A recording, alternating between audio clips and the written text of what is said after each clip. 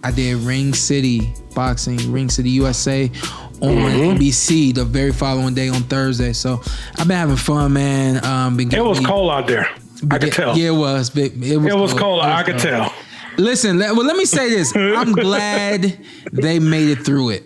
I'm glad they made it through it with no bad weather, nothing that would prevent them from being able to put on the shows. For anybody that doesn't know, boxing hasn't been on NBC since maybe 2015.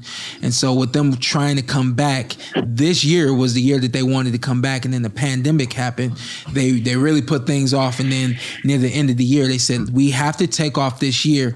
Once we take off this year, then next year in 2020 we can really get going with some fights. Next year they're looking at having 14 events on NBC3 year, which is pretty deep. That's a pretty decent number, as told to me. Fox, FS1, they carry upwards to 20 to that mid 20 to 30 range in terms of events through the year. And so for them to want to come out of the gate next year with 14 events, of course, NBC also holding the Olympic Games. They want to highlight the boxing on through the Olympics as well, a little more than they have in the past, which is awesome for NBC, awesome for the boxing that's coming on, and of course also for Ring City Boxing USA. The difference with Ring City and the thing that makes Ring City unique is we're just talking about guys being able to cross promote and do it, but there has to be a rhyme and a reason. And right now Ring City is trying to be that middleman, that hey, you don't have to fight on this card just because you are a promoter of because you're a part of that promotional company. You don't have to fight on this network just because you're a part of this network. Come together, do it right here where everybody will be pleased with the outcome. They're trying to do different things as far as the promotion is going, as far as the production is going, and I've been seeing it. I've been a part of it, which is amazing as well. Y'all don't even be watching, which is cool. I'm sure y'all will get around to it at some point. I watched the main event.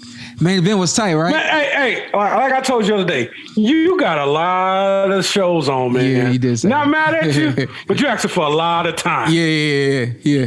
The Zone got a lot of our time this weekend. Yeah. I've been watching. Yeah. Obviously, if I don't watch a DVR, but yeah, I checked out that main event. That was a good fight. Listen, man, let's shout out Charles Conwell real quick. Cleveland, Ohio, now 14-0. He beat a guy from Kakistan. This dude was undefeated as well. And I thought that this was a dangerous fight. My dad and I talked before the fight happened, and I said, man, I think this is kind of a dangerous fight for Conwell. He's fighting an undefeated fighter, a foreign fighter. You guys you may think it's funny that I call him foreign or whatever, but fighters from other countries, they just have a different type of style, and when you're not used to seeing that style, it could create problems and throw you off a little bit. Now you're looking at 2 or 3 rounds where you've trying to figure out how this guy is moving, what this guy is doing, and you falling behind the scorecards simply because you haven't seen something yet. So that was my major concern with Conwell, is that he would be in the ring with somebody who's moving just slightly different and working at a different pace than he's used to working at. But I mean, this dude Conwell, he comes out in the beginning of the fight and just handled it from beginning to end. One thing that I spoke on in the very beginning of the NBC telecast, they wanted me to get in the ring and show people what it's like, or give them an understanding of what it's like to be in the ring. And I told him, like, hey, this is not your average size ring. This ring's a little smaller. Whoever's in the middle of the ring controlling the range and the distance is going to win this fight. And I don't think that's I don't think that's something that Conwell, I know it's something that he didn't hear me say, but the way he came out there and controlled the range and the distance, controlled the center of the ring, never had his back against the ropes unless he wanted them there, and was just a commander-in-chief the entire night up until the stoppage. The kid's coach actually ended up stopping the fight on stopping it on the stool. So yeah. And the other kid came to fight, man. They both went into deep waters, and one came out. So I guess this is the contradiction that I have, is the same way I'm speaking about us U.S. fighters not knowing how to fight against, not always knowing how to fight against foreign fighters and having to make adjustments, the same thing can happen in reverse.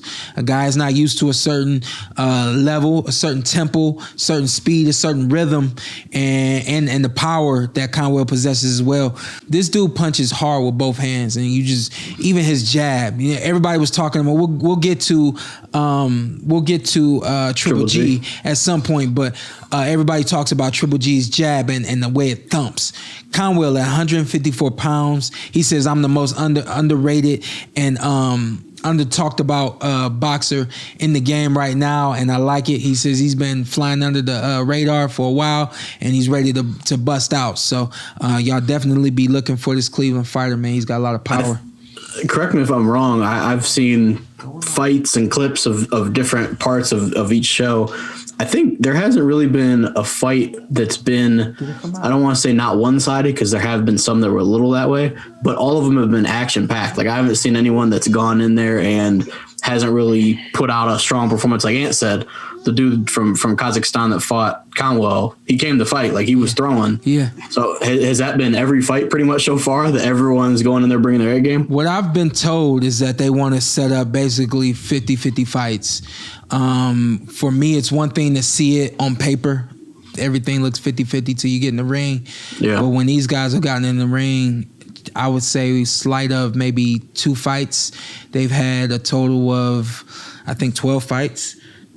And slight of maybe 1 or 2 fights. Every fight's been competitive. Every fight you've been able to really see what level one guy is on and how it just makes that much different, much of a difference through the course of a fight, which has been very good. Don't tell me you didn't enjoy what you saw, because I know you did. What you need to do now, hit that subscribe button, hit the like, hit that notification button. Check us out every week, every Tuesday, something new for you right here on the Porter Way Podcast.